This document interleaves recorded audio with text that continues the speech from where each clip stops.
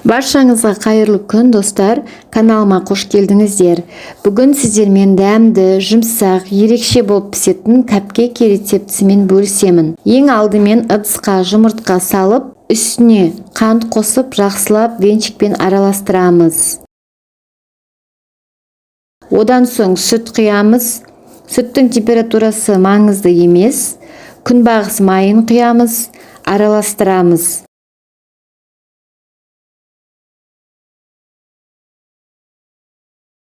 Електегі ұнға қопсытқыш қосып, аз-аздан сала отырып, араластыратын боламыз.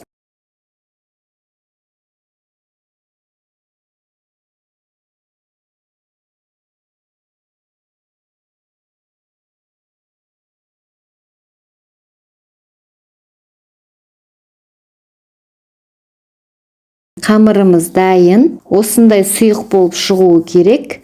Енді осыны капкейкінің формаларына салып шығамын. Тек ортасына дейін толтырыңыздар. Қатты бетіне дейін толтыратын болсаңыздар, капкейки піскенде көтеріліп ағып кетеді.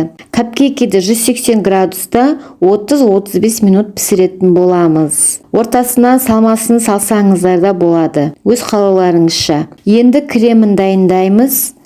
Ыдысқа кілегей құйып, миксерлеп, үстіне қант ұнтағын саламыз. Жақсылап қоюланғанша араластырамыз. Кейін сүзбелі ірімшекті қосамыз да, тағы жақсылап араластыратын боламыз. Қоюланып кремге айналғанша. Кондитерлік қапшыққа кремді салып, капкейкиді әрлейміз. Енді әдемі қылып әсемдеп шығамыз. Достар, мінекей, біздің капкейки дайын, өте жұмсақ, дәмді болып шықты.